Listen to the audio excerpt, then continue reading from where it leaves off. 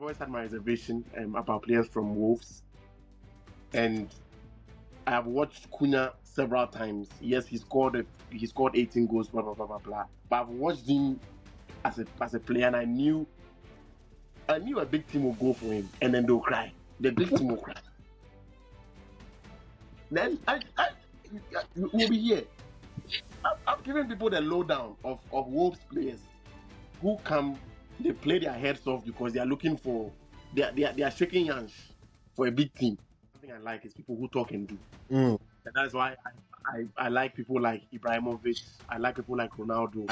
I have a soft spot. I like people like Neymar. I have a soft spot for Yamal because he talk and do. I He said Thursday shall come, and Thursday came. Thank you. We talk and do. This is, you know, be church or church. We show workings. You understand? For me, I was hate watching, and ordinarily I would want the two of them to lose. But the hate I have for Madrid, for Manchester, is greater than the devil. There's absolutely no metric in the world. Absolutely no metric. Not even giddy. Takashi, let me take off my mask. I've scored a goal. There's no metric in the world that you can use to me that Osimhen would match up to Lukaku. Forget about we laughing about Lukaku, about his big feet and then his first touch and whatnot. But Lukaku I would always give that to him. Yes, he has foolishness around his heart. He never matures, and he's never matured. And when sometimes you need him, he doesn't show up. But the same is true for Austin, who is clutch. Osimhen is nowhere to be found. And we saw it in the African. We're talking about him in 2023 when he was 19 years. And as He I've loves mentioned, dribbling too. these are the players I like. I don't. Yes, a goal is nice and entertain me. Show me. You are in love with the game you are playing. That is what I want. Cherki's problem has always been maturity, and it's understandable for a 19-year-old at the time. He had attitude issues because he's from North Africa, or at least his ancestry is from North Africa.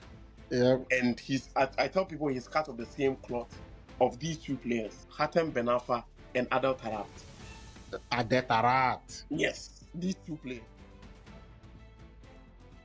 Welcome to another episode, another full podcast of all things, everything football all across the world. I'm back. It's CT and Daniel, and we're going to get right into it. It's the end of the season. I'm excited to be back here, Daniel, and kind of recap the entire football season all over the globe. But you know, when we say that, we actually want to keep it to what people are interested in, which is the UEFA Champions League, Premier League, top leagues in the world, or some people will say Nations League, World Cup qualifiers and stuff like that. But we're going to try to streamline this. So, Daniel, I'm going to get you to react, because that's what we're doing right now, to the UEFA Champions League. And we now have a winner, and the finals, the complete beatdown of Inter Milan by PSG 5-0. What are your instant reactions to the UEFA Champions League this season?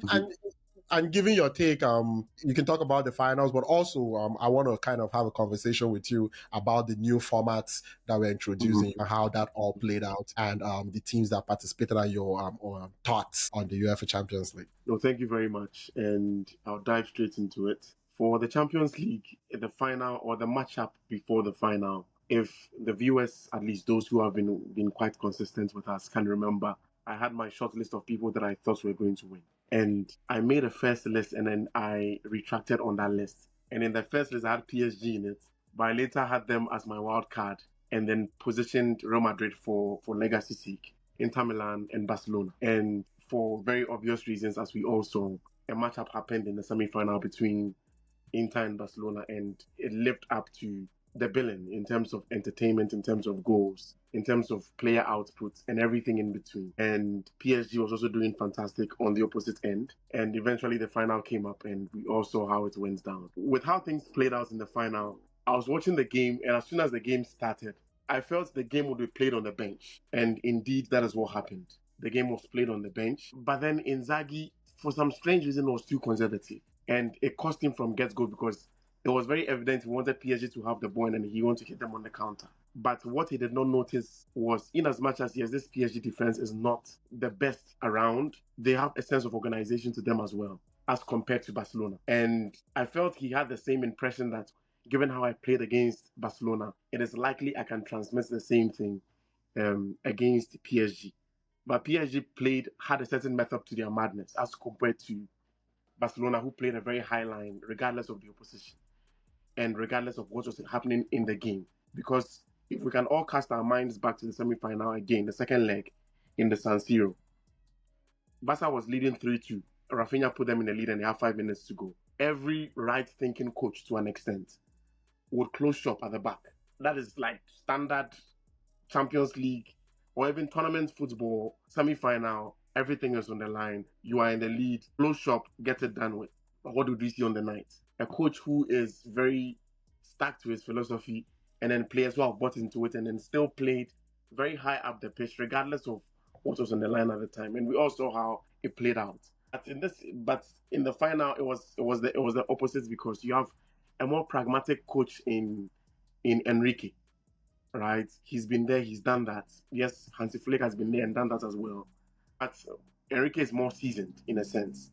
So it was very evident that tactically, the game plan Simeone came in with was just faulty from get-go. Giving the ball to PSG is like you committing suicide and still asking to be killed after your body has been laid to rest. Because the boys can play. Let's not. For me, I saw it when they beat Brest 10-0 on aggregate. I took my time to watch them and I was like, no, the way these boys are playing, it is not. If any opponents they are likely to meet, you'll be up to it, because they are playing is like they play the fluidity at the front, and then almost every player in the team, maybe apart from the defenders, even at that, their wing backs, which is Hakimi, and then is it Pachu? I've forgotten the other guy. No, the other Hakimi on the right, Nuno Mendes on the left. Nuno Mendes. These two can, if you joke, they'll dribble you.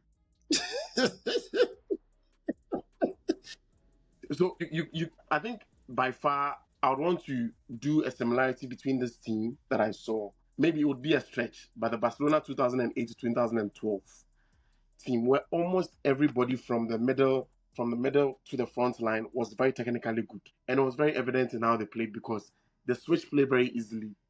Changeably at the front, things were happening. They were very fluid. They were playing against aged defenders. These are old men. Acerbi is probably about 37 years old. Acerbi, Dimarco, these are old men who have to be at home with their kids. And then you play them against full-fledged, like fresh blood, technically gifted players. I always felt very bad for Dimarco when Dembele was coming at him, because you knew what was going to happen, right? And they just couldn't keep up from get-go. The game plan to give the ball to PSG, I don't think they could have played any other way. But I feel maybe they could have been a little more physical, and then at least give PSG a sense of, okay, in as much as we know we can't match you boot for boot, we are going to match you at least. Your shin has to feel it, right? You come in as a more physical team, because your middle is Chalanoglu and then Mkhitaryan in 2025. We don't do that, right? So I think the Inter team, I place my bet on them because they have a history. They have been in this was their second final in 3 years, so they were more seasoned, and that is what we all at least thought going into the final, that if not for anything at all, we understand PSG is likely to win, because there's also the mythical stories behind teams that play in Munich and in a Bayern stadium for the first time. Almost every first-time winner of the Champions League won it there. Or Chelsea won it in Munich as well. Yes, Dortmund won it there in the past. Even Marseille beat Marseille.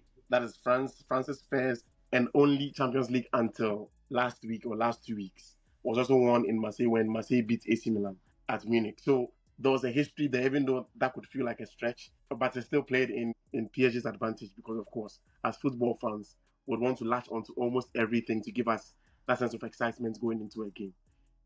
But Inter Milan didn't put up any contest whatsoever, and it was very sad to see that they just threw in the towel from minute 1 until the end. So PSG, very deserving winners, given their run up to the final, the teams they beaten, and how convincing they were. Maybe apart from some odd games here and there, like the Aston Villa game at Villa Park. Apart from that, and even winning against Liverpool through penalties, they were a very, very, very, very impressive team. And I think they exercised the ghost of them being like chokers when it mattered most. And I'd want to, in as much as the players were fantastic, I'd want to give a lot of credit to Enrique for the mentality he instilled in the team, the sense of discipline in the team as well, and then just the philosophy to allow them to play, especially in these times where players are very robotic and play to a system. It was very refreshing because anybody who knows me knows that I have a soft spot. I have a strong bias for players who are very skilled and then just play to the gallery, play to entertain the fans. And we saw that in at least the front three, everybody can give you that. From Due to Kvaratskhelia to Dembele, and then Bakula can come from the bench to give you that as well. Even though he has his own deficiencies as well when it comes to finishing. But when it comes to pure entertainment, let's play. Let me show you that I am better than you. You the wing back, I am coming at you, and I'm not coming at you just to cross. I'm coming to dribble you and cross, or dribble you and score. And that is what we saw from the PSG team. So kudos to them. They've been the best in Europe by far, and in my opinion, maybe a close second would be Barcelona. But I think they were the deserving winners, and Europe at least has a worthy club to call at least representative of what they stand for as a continent when it comes to football. Oh yeah.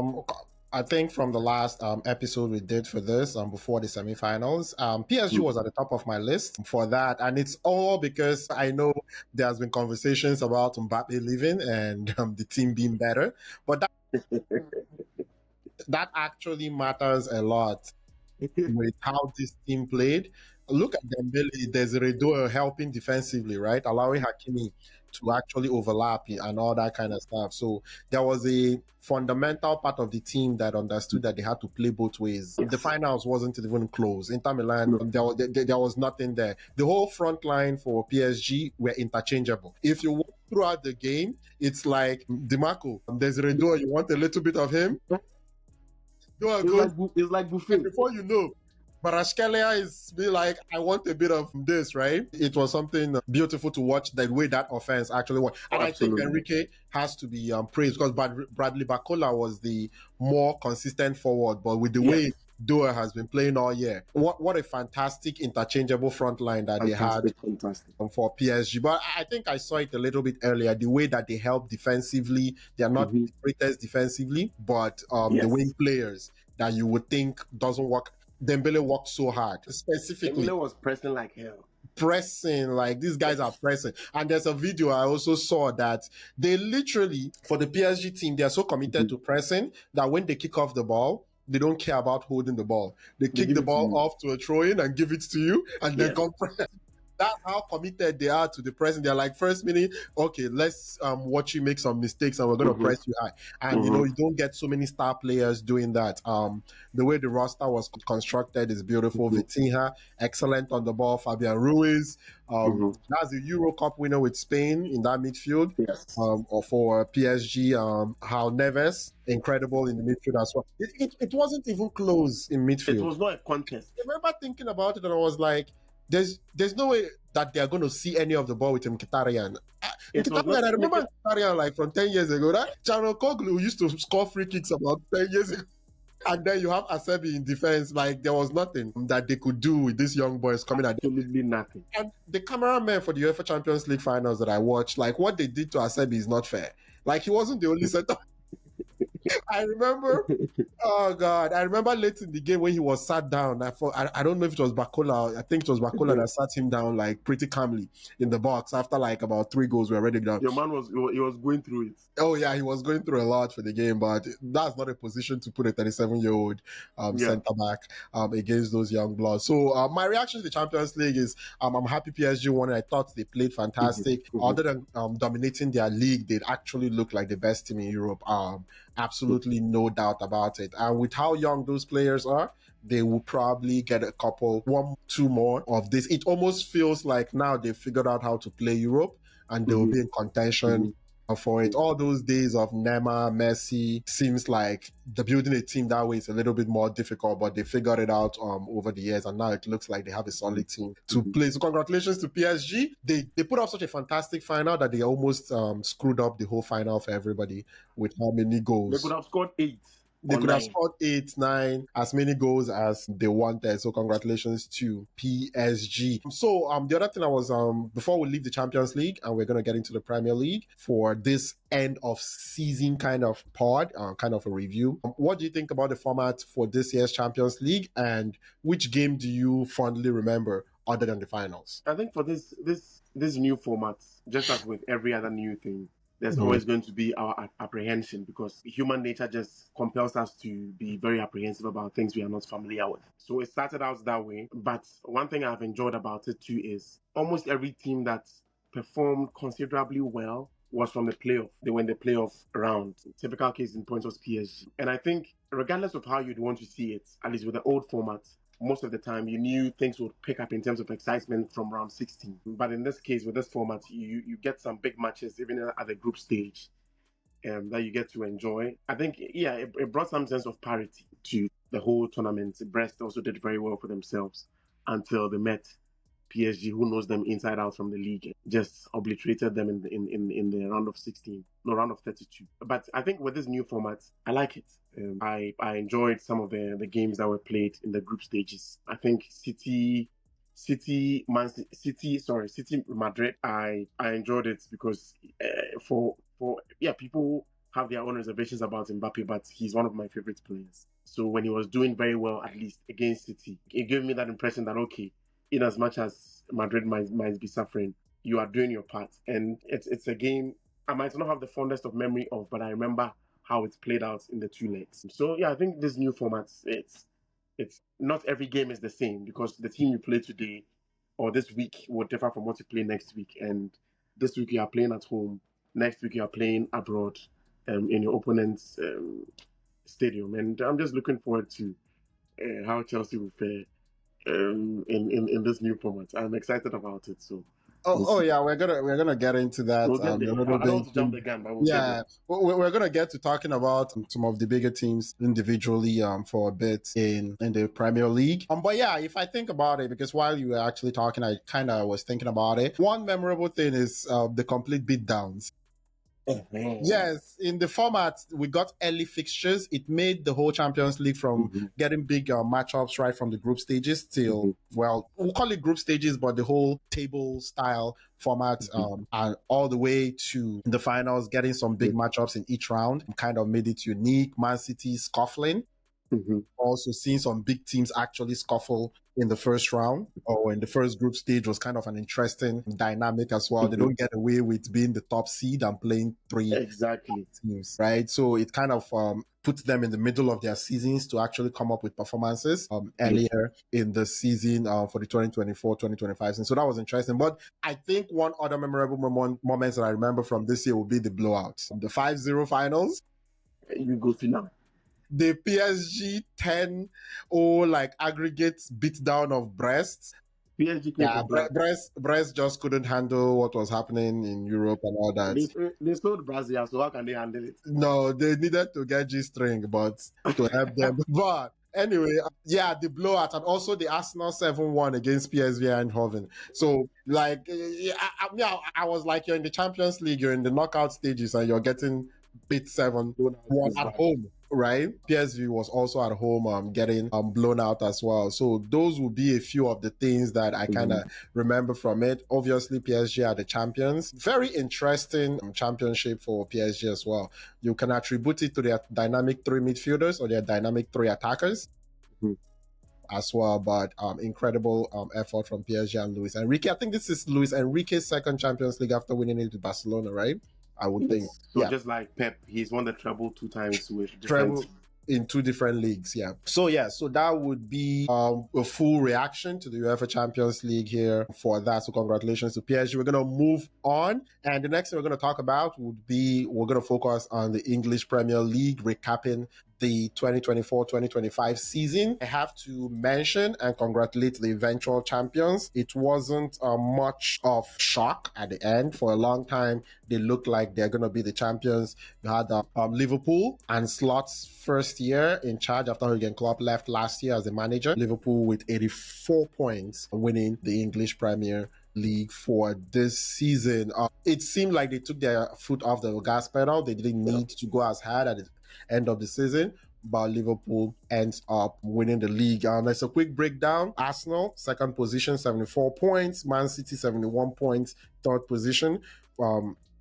Qualified comfortably for the Champions League there. Chelsea, 69 points, fourth position, comfortably as well for the Champions League. Well, not as comfortable, but got it done on the last day of the English Premier League. Newcastle, 66 points, fifth position, sneaking in there as the fifth English team. Aston Villa missing out on the last day as well. We're going to talk about that. Nottingham Forest, seventh position, out on did not compete directly on that last day for the Champions League, but they're going to be playing, I think, in the Conference League next season. So let's talk about the top 5 race, so which will be the Champions League spots, and then we're going to take a specific look at what did you see from the big teams or supposedly most popular teams in the English Premier League over the season and what they can do heading into last season. Let's talk about the way the top 5 race ended, with Aston Villa being the one to fall out and all the drama that went into it. What did you think about the English Premier League this season and that unique top 5 race in the English Premier League? I think in typical EPL fashion, there's always a drama that goes down the wire when the season is coming to an end. It's either a relegation battle or it's happening at the top. And in this case, it was at the top, where 3 teams were vying for 2 coveted positions, which was Chelsea, Aston Villa, and Newcastle. Because in the end, they didn't put up as much of an effort in terms of like good performances to warrant themselves a permanent spot in the top 4 positions. So we had to go down the wire. Out of all the 3 of them that competed, I think I would give props, in as much as I don't like how Chelsea has been reduced to fighting for top 4. I'll still give props to the Chelsea team because they had, in terms of matchups to the end of the season, the toughest of opponents. The street does not forget you did not give Chelsea a chance, Daniel. Yes. And so Maresco has words for you and all the doubters. He said we can F off, which is okay. which is okay. But as I'm saying kindly, the Chelsea I grew up to is not what I'm seeing now. And I wouldn't want to again be obnoxious in the sense that I wouldn't appreciate the progress these guys are making. Right, and this is not about Chelsea, so I wouldn't want to delve into Chelsea. We'll get to Chelsea. Let's just talk about the race itself. With the race in general. Entering the race in general, I think one thing that I feel very bad for is Nottingham Forest. They had a very good start. I think almost 25 games in, they were in very good pole position. Oh yes, to make it to the Champions League. But again, that is how the Premier League is. The Premier is not about how you start. It's about how you finish things up. And I guess a lot of things came into play, from the lack of experience to just the fanfare that came around being in a top 4 position. I guess became too big of a burden for them to carry.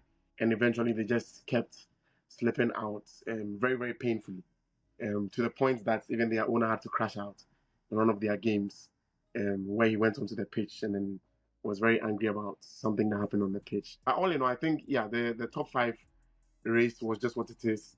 At least for Arsenal and Liverpool, it was cemented in stone. Arsenal was always going to be a disappointment in terms of chasing the top 1 position. So for their designated spot, given City's ineptitude this season, was for them. But I can't say the same for them next season, unfortunately, because from the business City is doing currently in the transfer window, they are coming for the jugular. They are coming for the very top. So Arsenal had the window this season to do something.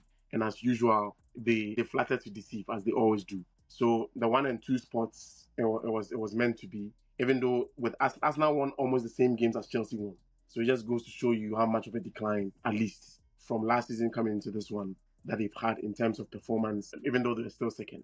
And for Man City, I was very, they were going to be in the top 4. The third spot was for them, given the business they did in January to bring in fresh legs. And Mamouche, yes, he wasn't a world beater, but he still flipped the coin in certain areas for City and then came in clutch in certain games as well for them. So he was a good return on investment in terms of the January transfer. And everything was now down to the 4th spot until the 5th one became open due to England's performance and then the coefficients that they were able to get in European competitions.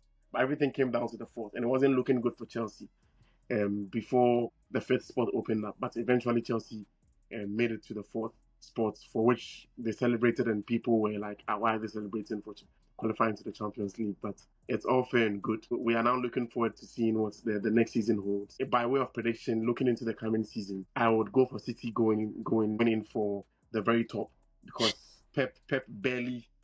I know you have your position towards Pep, but he opens when he opens the checkbook, signings come in, and when signings come in, we all know where it is headed towards. So he's coming back for his trophy. At least Liverpool has been a good placeholder. They'll now come back and compete with us for top four. We're waiting for them in the bowl of competition for the top four positions. But I'm going for City first.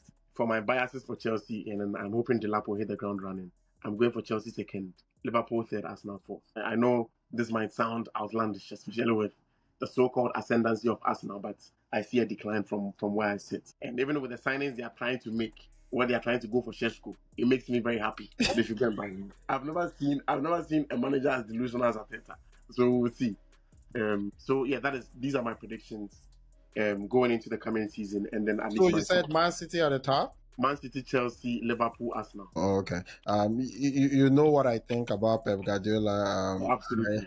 I am rooting against him, but it's like you're rooting against a man backed by tanks with heavy ammunitions. You're worrying yourself. Yeah, so but Pep Guardiola thing never ceases to amaze me. Complaining about having a large squad. I Mhm. cannot sleep at night if I have to. If I have to tell people that they are not going to play. I'm just going to buy 3 players in January because I'm panicking. Now I'll buy 5 more, and I'll be like, my heart beats to tell them to stay. Oh, like he really. No, I don't fall for it. Not in this life and not in the next life. Exactly. For Pep Guardiola, he's as scam-ish as it gets at the very top of sports. But outside of that, it doesn't change the fact that I know that they're going to be in contention. They're going to be a good team. Would they be as bad as this year? No. Third position is still very possible next year, but we all know that would be an underachievement depending on how you look at it. At the end of the day, it goes back to expectation because they still ended up third position. But everyone that watched sports know that they were a very, very bad team. And it gives context to what bad looks like third position for the expectation and what they actually do in Manchester City. So I think that's for Guardiola. But for this year, I think Aston Villa has to be really, really frustrated at the way they could not win on the last day, losing to Manchester. Can you imagine when you lose to Manchester United and I'm that is telling you. like I'm telling you. the pain that you have to lose to Manchester United and the drama with the goal on the And final day the of officiating was very bad as well. officiating as well. So Aston Villa must be kicking themselves for missing out on the UEFA Champions League. But they just needed to handle business on their very end since I think Newcastle lost to Everton, right? Yes. Yes. By Yeah, one goal one. to nil. So that was an opportunity for them to actually climb in if they were able to take care of business at home versus Manchester United. That was really playing for nothing except trying to forget that they just lost the Europa League to Tottenham. Tottenham Hotspurs at that moment. Yeah, so the top 5, as I would say, which would be the Champions League sports, I would say Aston Villa weren't particularly impressive all year, but if you look at their Champions League performances, Oh, they were maybe they do. fantastic. Yeah. Well, in the Premier League, well, top 5 is a very difficult thing to get, right? I'm playing in Europe as well, and they went really far in Europe. So in the season in general, I'm sure they would have liked to go back to the Champions League next year. So last day they were that close. Unai Emery did a fantastic job. I guess I was trying to compare them with like the Arsenals and stuff like that in terms of expectation, but from where they stand, they probably had a very balanced and fantastic year, but they did miss out in the Champions League. And for England, you have Tottenham Hotspur representing. The Tottenham Hotspur is going to be representing England as Europa League winners over Manchester. Like, I don't even know what to say about that game. We're going to get to that in a bit. But you got Liverpool winning the league, so congratulations to Liverpool. Second position, Arsenal, Man City ending up third. You have Chelsea and Newcastle rounding out the top 5 in the English Premier League. And then at the bottom of the table, the usual suspects just went down. Southampton, Ipswich. That was it for them in the English Premier League. And maybe if they were a little bit better, Man U or Tottenham Hotspurs would have been fighting for their lives on the final day of the season, right? For that. But so let's talk about, since we've already talked about the top four teams, we're going to get to the teams. I'm going to start here with your reaction to Manchester United live season. I think if people who have been watching us can recollect, or if anyone is watching for the first time, you can maybe review some of the old videos that we've made. I was very particular at the beginning of the season that Manchester is going to be very poor, because they were coming into the season with Ten Hag. And Ten Hag, the season prior, was very poor, right? And then they renewed his contract to come into the season with the same crop of players. You don't do the same thing over and over again and expect a different result. It doesn't work. So I expected Manchester to be bad, but not this bad, right? Even though it was my greatest pleasure to see them in this terrible state, I didn't expect them to be like this horrendous. So coming into the season, I had a strong sense that they were going to be very bad. And true to it, it played out as I expected. And they even gave me a bonus by sinking lower, right? How low can you go? At some point, I was like, Ipswich, Southampton, why? Even though I know the English FA would have done everything possible to keep Manchester afloat. But yeah, so Manchester can go to relegation in the 21st century. No, it won't happen. Right, but then it was very evident, and given how again things are shaping up to be, they are doing some transfer activity here and there.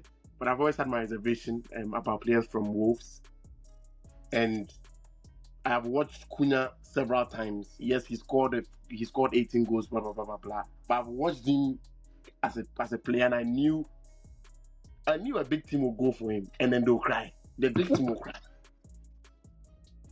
Then we'll be here. I've given people the lowdown of Wolves players who come, they play their heads off because they are looking for, they are shaking hands for a big team. But it started from, even, I think the only one that did partially well was Diogo Jota when he moved to Liverpool. Well, Vitinha right now, loan. Vitinha, in Vitinha's case, it was more or less, Vitinha was not a star. Yeah, he was not even seen. Exactly. I'm talking about the players where they made big bank for the money for. Pedro Neto, Diogo Jota, the one that went to Man City. He was Matheus Nunes. He was their captain. All these Portuguese boys. And then now Esperanto's work. Yes.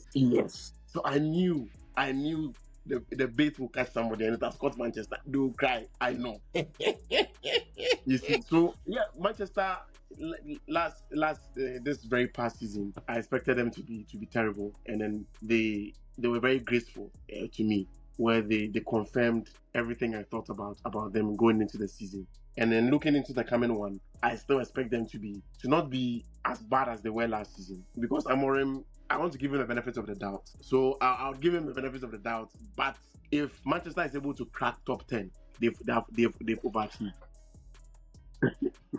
I think they would be able to crack top 10 with no European football. For me personally, I think I think it's very underrated when you have to juggle European football and the league. So I think they can crack top 10. I still don't take them very, very seriously. Because under similar circumstances, or if they were doing something well or did anything well this season, next season without European football, most often than not, they would have this kind of top 7. It's so easy for teams without that to be motivated and play better in the league, but I still don't think that that's going to be the case. So anyway, hopefully we're going to have a season preview show and more transfers. Of course, then we'll dig deeper into that. Yes, more of the transfers, and we can dig deeper into what we know. As of right now, we know Matheus Cunha is confirmed. Bruno Fernandes has rejected Al Hilal. We'll see how all those play out when it's Mbeumo is in the pipeline as well. Mbeumo is in the pipeline. Chelsea has returned Sancho back to them. Chelsea has returned Sancho back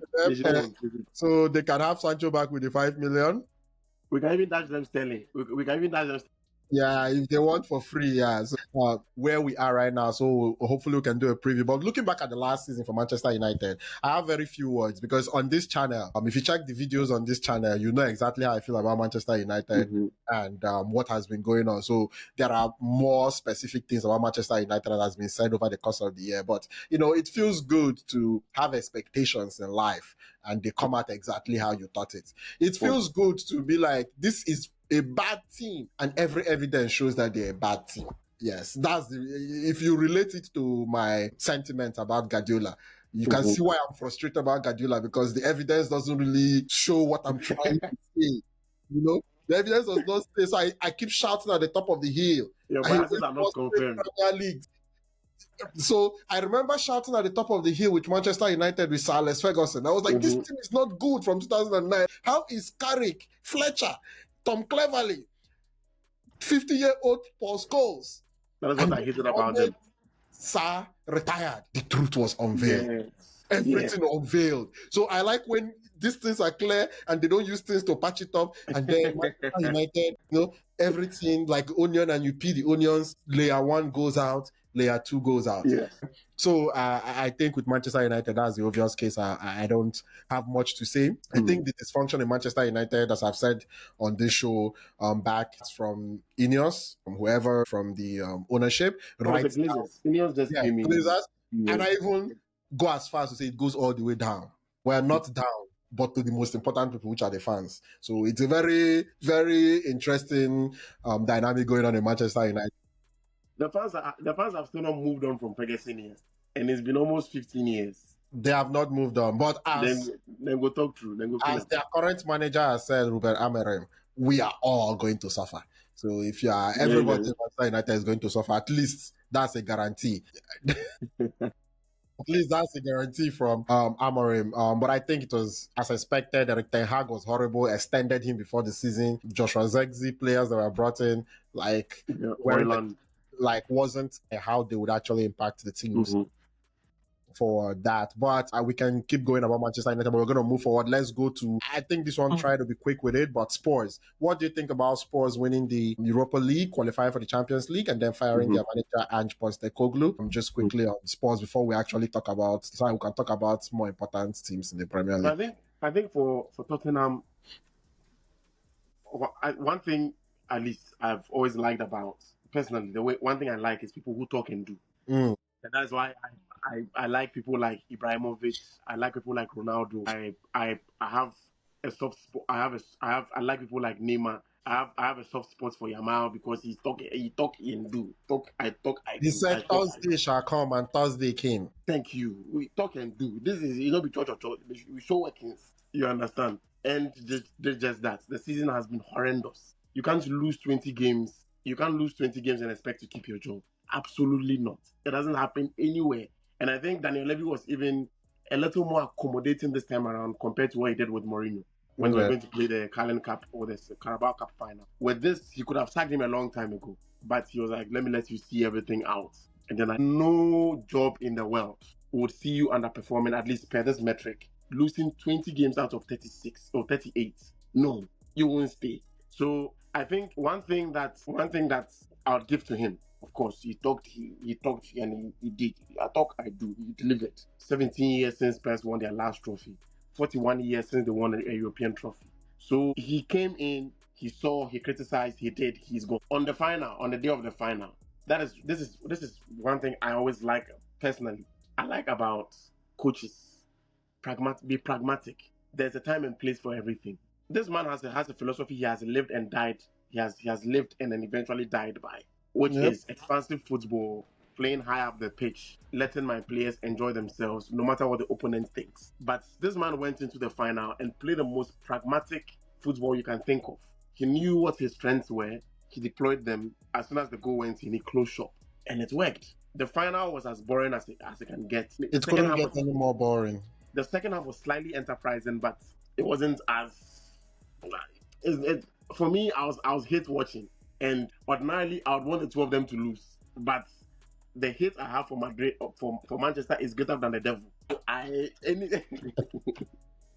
So I don't care. Spurs is a London club. Their direct rivals are Arsenal because the two of them are in North London. I don't care about them like that. My rivals, at least in per geographic areas in London, is Fulham. That is my cup of tea, but Fulham is not a word bitter like that, so we don't pay attention to them as much. So there was an indictment on Arsenal for Spurs to win, and I wanted them to win in that regard, right? So we can get that indictment as well on Arsenal, because the Arsenal fans are very delusional. Their manager is very delusional, and I like it. because I like deluded people. They are easy to manipulate, right? So the final was not, I wouldn't go out, if I'm to talk about it, there isn't as much to break down in terms of tactics. It was just two extremely poor sides showing why they are poor in the final. And I think the two of them resigned to the fact that they can't do much in the league. So they focused on the Europa and met in the final, and what happened happened. So I give Ange his flowers. And when I saw the news today that he's been relieved of his duties, I do not blame Daniel Levy in any way. At least this time was more graceful by giving him the chance to play in the final and then winning something for himself. So at least he's maintained his record of winning something in his second season everywhere, from his time in the Japanese league to the Australian league to the Scottish league and now to the Premier League. He's done very well for himself, and I don't think he'd be any short of jobs to come, because even the likes of Lampard were getting jobs. Oh yes. So that is basically we just went on and kind of reacted to the 16th and 17th best teams, and not exactly. I think Manchester United found a way to climb up a little higher. Anyway, there were two really bad teams. And just quickly, we're going to go through three other teams here, the other three big names in the English Premier League. So, as a recap, what's your reaction to Liverpool's season, the current defending Premier League champions? So I think Liverpool's season took a nosedive when they lost to PSG, because they were on a certain tangent, on a certain momentum where they were beginning to feel invincible. At least in the Premier League, they were winning good games for fun. Salah was bailing them out when they even didn't need to win certain games. Salah was just bailing them out left, right, center. So when they got that opposition from PSG, everything just took a nosedive from there, because the wings were clipped and Salah needed some help. Right, it came a time where he didn't have a goal drought per se, but the output was reduced, and it's very fair. He's human. Unfortunately, the others were not able to pick up the slack as they should have. Yes, every now and then Gakpo was able to score some goals here and there from the bench, but Luis Diaz was terrible. Nunes was Nunes. He was nothing to write home about. Yes, he scored some last minute goals in some games, but all in all, it wasn't enough to push the needle for Liverpool in the other competitions like the FA Cup and then the Carabao Cup. And I think with the Carabao, Newcastle were like, this is for us. And there was no way they were going to allow anybody. As soon as Newcastle beat Chelsea, I knew it was going to be an uphill battle for any team that met them, because they were playing with their first team and everything in them, because they wanted to win something, especially for Eddie Howe. And I was very happy for him when they did. But I think Liverpool, all in all, they had a very good season, especially given that it's Arne Slot's first season, and being able to win the league in your first season. Yeah, I'll take that any day, anytime, anywhere. They did very well. They could have perhaps done better given how they started the season, but there's a way in which momentum starts, and then you need certain pieces in the team to keep the momentum. And when that doesn't happen, the decline happens, and it just happened. So it just so happened that just as the decline was happening, the others around them too were as useless to take advantage of the decline. They were deserving winners given how poor the entire season was, and not to take anything away from how good they were. Oh yeah, I was an Anslot guy after taking a further look into him after he was hired by Liverpool, but I didn't think he would win the league in his first season.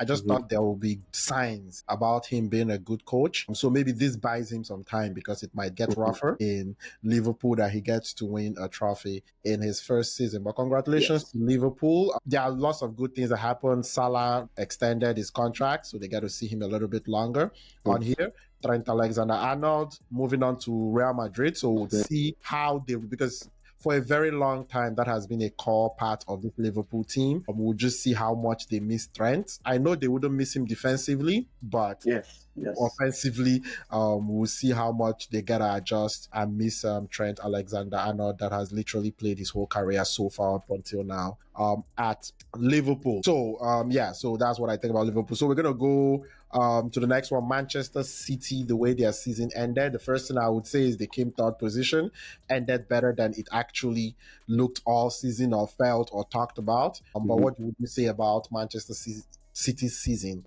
in total, kind of keeping in mind moves in the January, Rodri's injury, and everything that happened over the course of the season? Yeah, I think for City's season, at least as you mentioned this earlier, per their standards, it's been a disappointment. In part, they were losing. They lost some key players. Rodri was not around for the most part of the season. KDB has been on a decline for a while now, even though I'll still take him at Chelsea in a heartbeat, but he's going to Napoli. I think City's season has been again, to their own standards, very disappointing. I don't know what else to say about their season in general. No, yeah, we can move on to the next one. I think we've talked Yeah, a lot just what about. is good. Yeah, we've talked a lot about City. For me, I put a lot of what happened in City on Pep Guardiola's table on this one. But would say, is it a blip? Probably. They still have way too Of many course. resources, and those 115 charges need to come in quickly so that we know what's going on. But until something is resolved there, they have way too much resources to actually decline really steeply. If you look at this season, it looked like a really steep decline. But by the end of the year, they just had a little bit way too much for all the other teams. And then this team outlooks, Chelsea Football Club. What do you think about the season they had? Conference League champions, UEFA Champions League qualifiers from the Premier League for this season. I think coming into this season for Chelsea, I think the objective was very clear. Get to the top four, whichever way are going to get into it. We don't care because you can't be on a project for almost 3 years and it's not getting into the 4th year, and you don't have anything tangible to show. If you've been extremely horrendous in terms of recruitment, and we are not seeing as much results. But on the flip side, at least the midfield seems to be making sense over time. The boys are getting used to each other. The spacing in the midfield seems to be working. At least it worked to an extent until the decline started happening as well. I think during the curve, in the December curve to January. But I think per Chelsea's standard currently, this is a good season for them. I was hoping at least they would have gone far in the other cups, like the Carabao and the FA Cup, but it wasn't to be.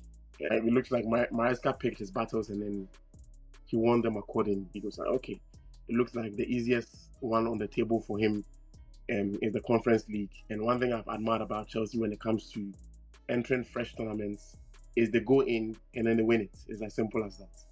Been to the Europa 2 times. The 2 times they've been there, they won. And now the Conference League, they got there by a technical situation because Manchester won the FA Cup.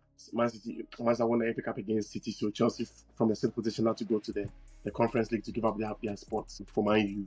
But they went in there and they just got the job done. So I think, if I'm to rate Chelsea season, it's like 7 over 10, which is very well above average. And I think this should be the springboard going forward. If they can't go any lesser than they've done in these past 3 years, it should be on the up from this time on. So I'm looking to see what the coming season holds. Yeah, just staying on Chelsea a little bit. When you look at Chelsea's season, who are the players Chelsea are going to be carrying into the future, and who are the players they should be letting go? Like, we all know Chelsea kind of had a young youth movement. Yeah. There's so many players on there. And when you look at how the season performed, I would remove some names from it just because they are just a core part of what Chelsea is going to be doing.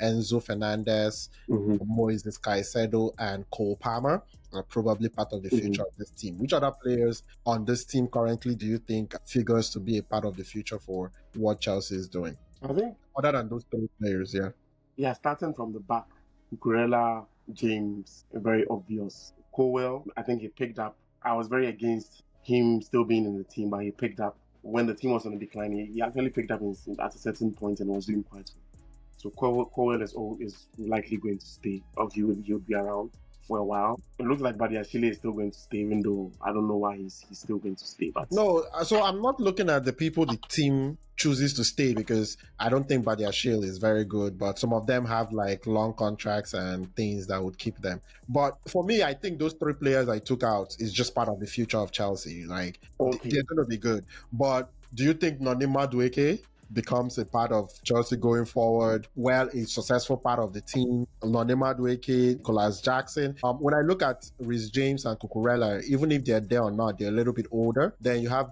all these players in the whole youth movement that Chelsea actually brought in, like other than Cole Palmer, Enzo, and Moises Caicedo. Were you impressed by any other players, or is there any players you really want out of there quickly? No, for players, I think I'll do with wanting out of the team, because for being impressed, the 2 players that impressed me this season were Cucurella and Caicedo.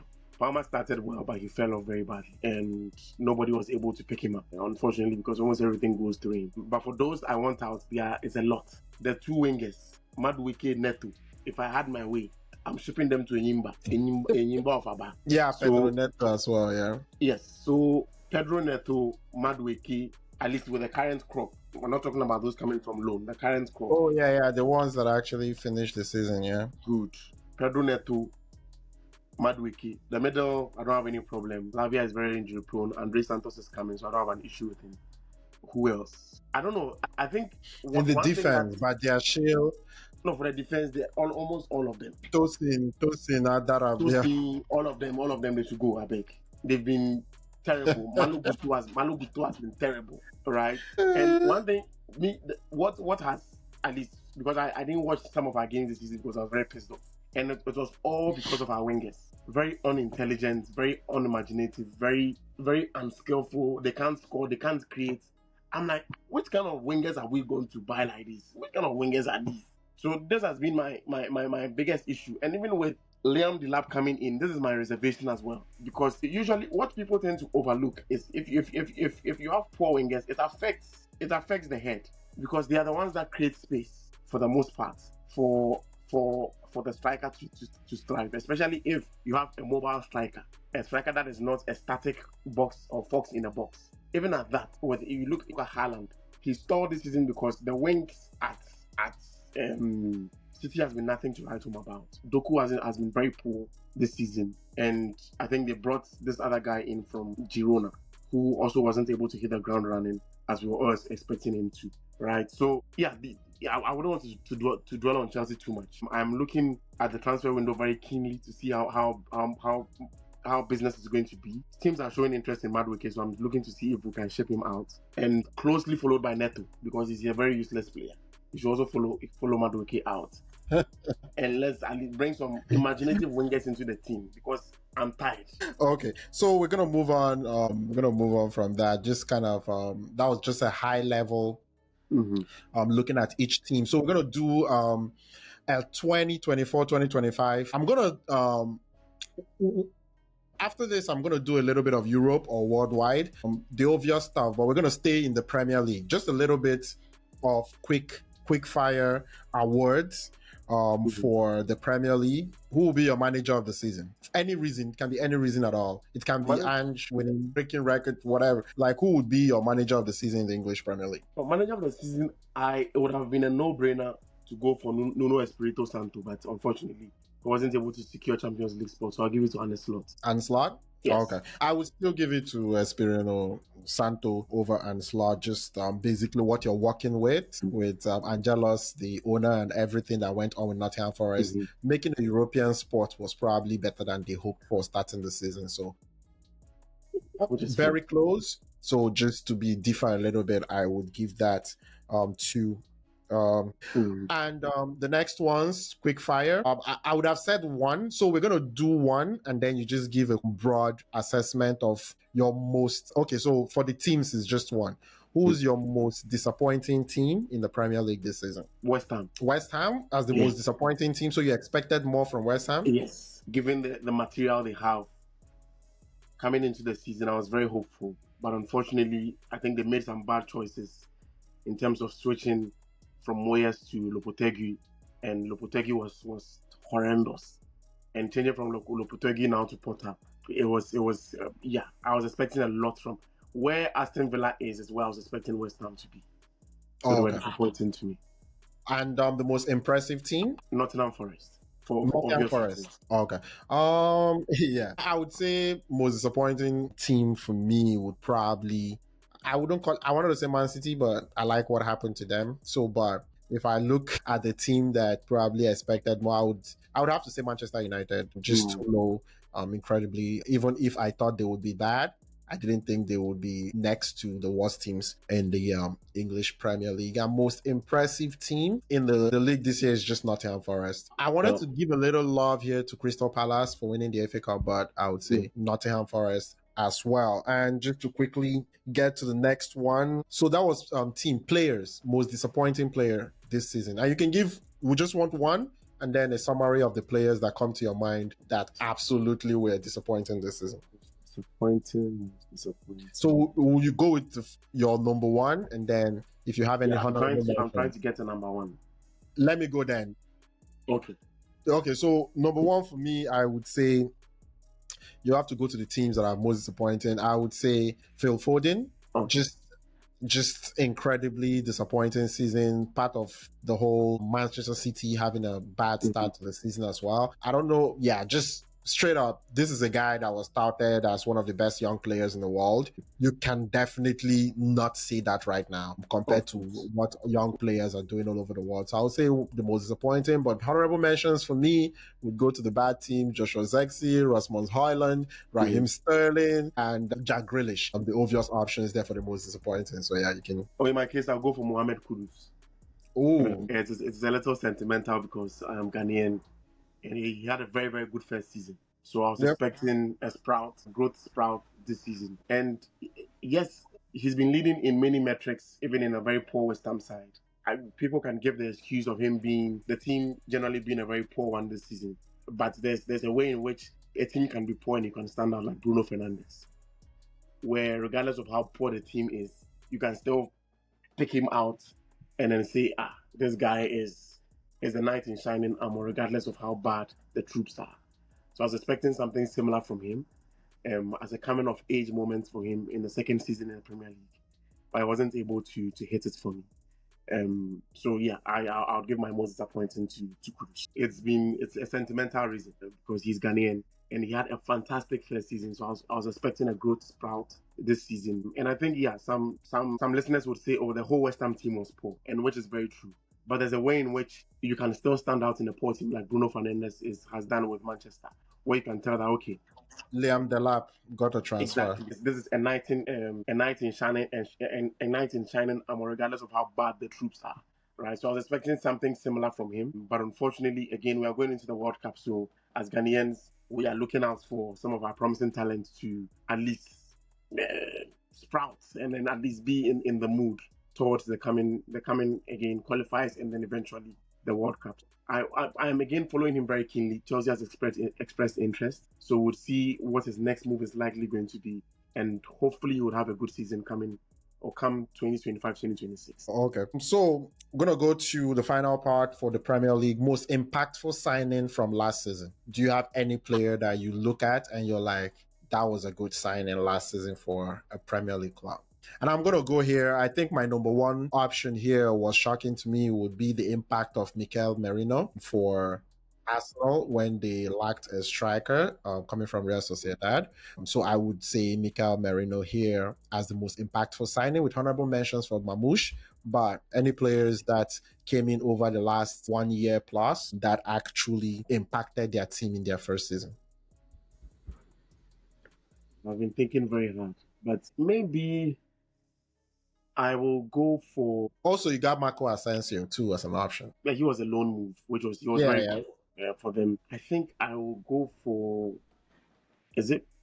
There's this Sa in Crystal Palace. Ismail Assar. He was very sweet, very very very Oh sweet. yeah, yeah. Ismail Assar. I think he was at Wolves for a Yeah, yeah. longest He time. made a move to them. Yeah, First, Olise left, and then they made that move for him. yeah, I think so. Yeah, yeah. He's a very very. It's a He fantastic has the football. technique of a player that I like.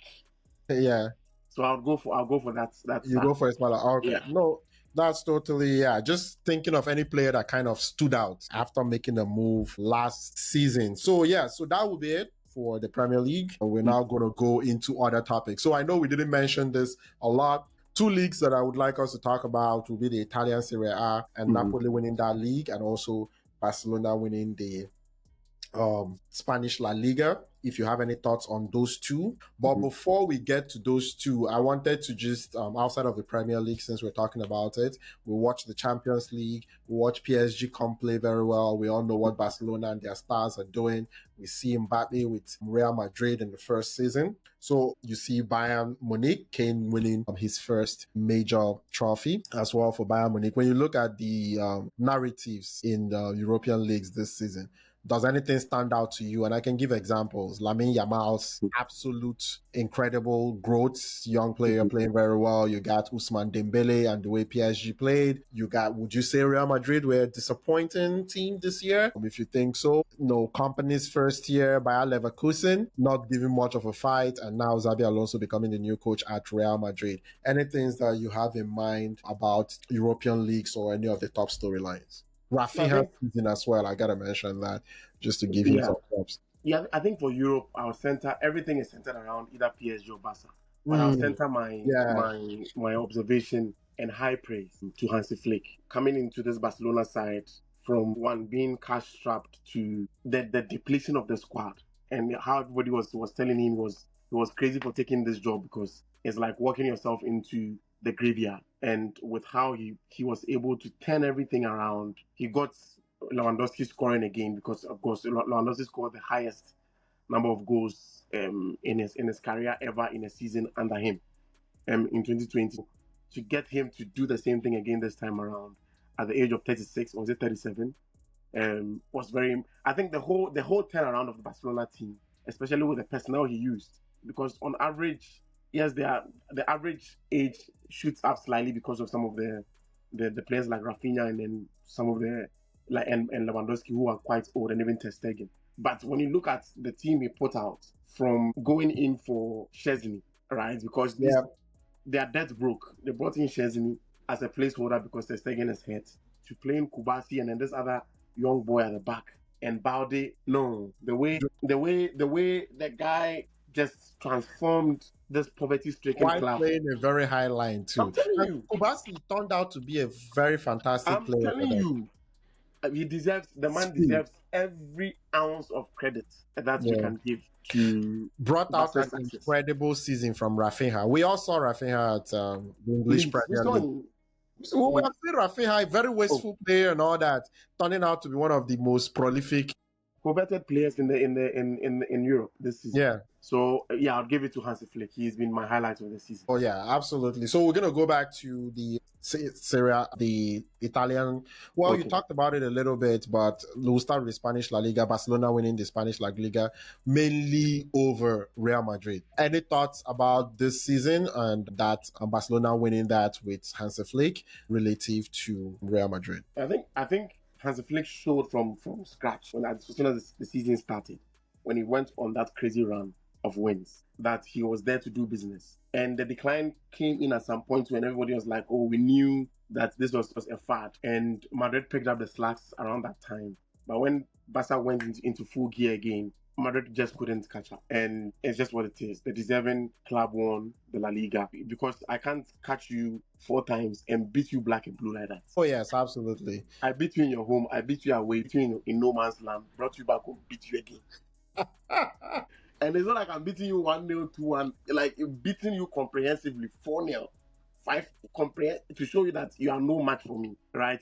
Barcelona were very, very deserving winners. I was very disappointed in Atletico for not putting up a fight. They flattered to deceive as usual, but the deserving winners took it all. And I think for Italy, very quickly, just so we don't spend too much time, Simeone chose his poison and started the Champions League, because again he sacrificed the season at the altar of the Coppa Italia. It was also a surprise to me that Conte won it, because these are the situations in the league where McTominay is the MVP should show you how bad the league is, to be honest. And it is a league where, again, Lukaku went and thrived, and then we thought he's now becoming a world beater. There's no surprise that Lukaku likes to go back there, because that is the only place where he can farm very well without us expecting more from him, because the league in and of itself is not as competitive. And that was one of the things that gave me cold feet about Ademola Lookman as well.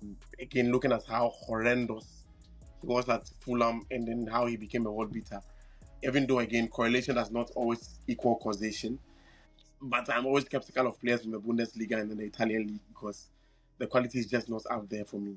Fair enough, kudos to Conte, and then kudos to the Napoli team.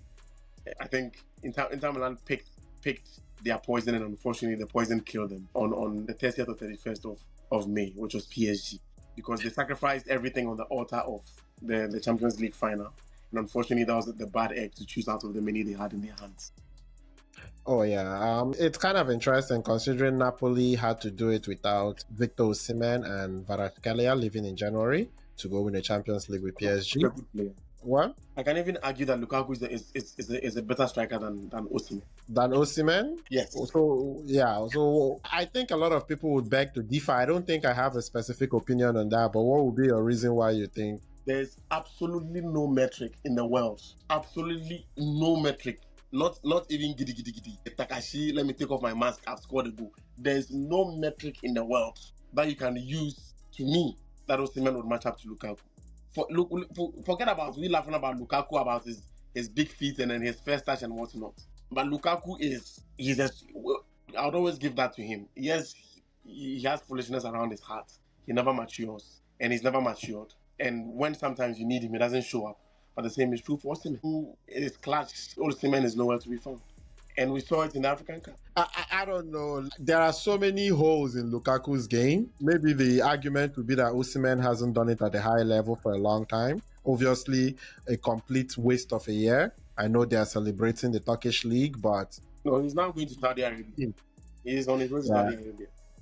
In the grand scheme of things, it was a wasted 1 year playing in Galatasaray for the metrics of being compared, like for the basis of this argument or conversation with Lukaku, who has done it at a high level in top leagues for a long time as well. So we're gonna end there for the recap for the season. Now, one more thing before kind of we sign out for the show. Any expectation? What do you think about the Club World Cup coming on here pretty soon in the United States? I think for the Club World Cup, I'll doff off my hat to Infantino. He's been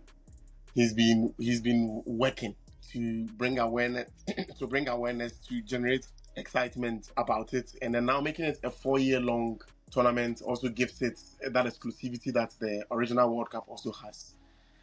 So I think yes, investing money into it, and then I think all of these measures are like a counter antithesis to the Super League that was proposed by Florentino Perez. Yeah. So the prize money is very good. The teams that are competing in it are solid enough. Of course, the recent Champions League winners are there, so it's going to add to the excitement. And I'm genuinely looking forward to it. I'm looking forward to seeing the new look of Chelsea because that is my vested interest. Do you think there will be some interesting results coming out of this, like some Asian African clubs or North American clubs making some noise? I'm tipping more of the South American clubs to cause an upset. Yeah. For the North Would it American really ones, be an upset with the South American clubs, considering that they are highly regarded even when they play in the Club World Cup before, like the winners of club competitions across continents? maybe upsets would be more befitting for the African clubs and then maybe North African and American Asian clubs, But like I think the yes, Alamo. in terms of a challenge, the South American clubs will be up there because they are mostly very technical with how they play. So it is likely to show on the day. But I have no doubt that a European club is going to win it. As to who it's going to be, European clubs really taking it as seriously as maybe these South American teams will want to make a statement. I think the prize money will compel them to because you're looking at the nexus of 100 million as prize money. Yeah, these right? players are tired though. They got their checks already written and ready to take a vacation. They want to take a vacation. Some of them would buy out very fast. And of course, the hungrier lions would be the South American clubs. And the North American, anything outside of Europe would be more hungry because they want to prove a point. Players would want to make their names because eyeballs would be on them. Signed to European clubs. Right. So they would want to prove themselves more. But there's the pride that also comes with knowing that you are better than your and you just wanting to just get it over with. So it is just, I think, plus or minus 6 games. It is not too much. Yeah. So some of them can maybe conceptualize it as preseason for them because the competition will be there, but it wouldn't be as quality will show. It's just like in times past where European clubs go into the Club World Cup and then it's just like a walk in the park for them. A walkover, yeah. The quality would eventually show. You don't have to put in 100% for it to show, right? Because the opponents you are going against, except maybe you're meeting your own or fellow European club, then maybe it would amp up the competition a little, but regardless, the quality would show and you wouldn't have to put in full gear to be able to squeeze out certain results against certain opponents. I am still tipping a European side to win. Selfishly, I'm going for Chelsea, but pragmatically, I'm going for PSG Man City. Okay, I'm looking forward to it. Just like the new format of the Champions League, I'm curious to see how it plays out. For this year, it's going to be a mainly observe and maybe take notes and see Observe and enjoy. how, yeah, I observe and enjoy and see how these teams actually, who takes it serious, who does not. I really think the European teams, just long seasons, it's really a toil after less than a month. And some of these players are also playing for their In the countries qualifiers and the nations. in the qualifiers. So I'm genuinely empathetic about those players, and if they want to take a little Mm. stroll on the pitch, I wouldn't be too shocked about that as well. Anyway, we've come to an end of season sports podcast here on City Dive Sports Channel. Thank you so much, Danny. We covered that.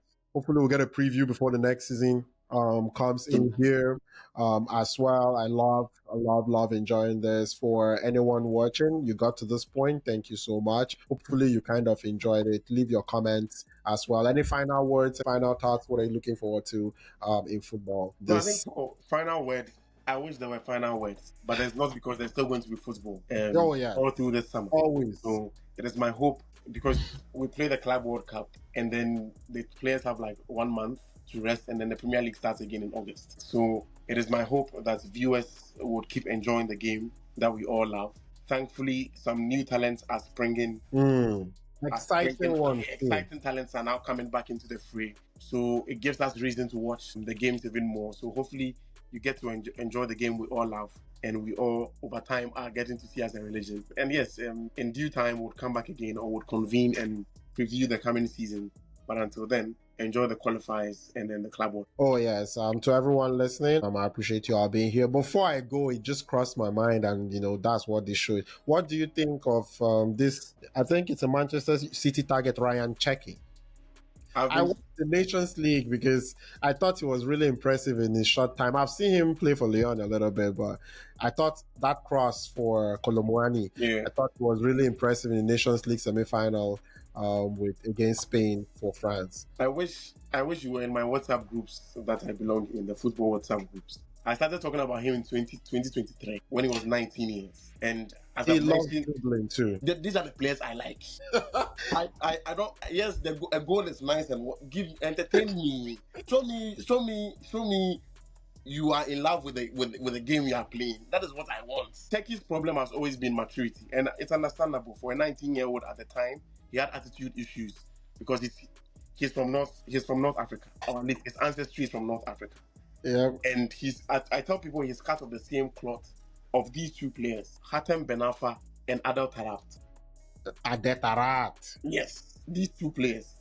Even though he might not be the most let him become a Benzema. That is what I want for him, and hopefully he'll get a coach that will mold him properly. And I don't think Pep is the person for him. Sadly, he will thrive under a coach like Enrique and a coach like Slot, who just allows for players, and even a coach like Ancelotti, go and enjoy yourself on the pitch. These are the coaches that I would ideally recommend for him given his development, because he's only 21. Pep will beat a system into him, and that is where Pep's system is where the talents I like go to die. Unfortunately, the graveyard. It's a graveyard for expressive football. It's just a graveyard for it. It's just unfortunate. As to whether Pep will maybe do something different this season, we never know. We'll live to see. Cherki, I've been talking about Cherki since 2023, and I was like, all these Madueke are going to go and buy. Give me this small boy. Give me this small boy, because this is what we lack in the Chelsea team. A player who is inventive, take the ball in a no-threatening situation and create a threat. Yeah. The closest we've had post-Hazard has been Palmer. He can't do it alone. Palmer is not Hazard. Palmer is an English boy. No matter what, the English DNA will always be there. Those boys will always take you there. They will find a way to give you premature ejaculation. They always find a way. Structure. They always find a way to give you, regardless of how exciting they may seem to be. I always have my doubts, and they always prove me wrong. Prove me correct, sorry. So I was hoping we would go in for Cherki. We didn't, and City has nabbed him now. But he's my boy. I want him to do well, even though sadly he's going to play for City, but I want him to do well because I like him. Oh yeah, I was just thinking about it when you were talking about the Club World Cup. There, he might be a player if the signing goes through and stuff. He might be a player that actually gets a chance on that stage as well. It's been a fantastic end of year recap on the football show. Kind of love it. Thanks for those insights. Daniel, hope to have you back here soon. And for everyone, thank you so much for staying on. Comment, like, share, keep the Right, conversation right. going. Subscribe as well and keep the conversation going. Keep watching the game on here. My name is CT. Peace. Au revoir.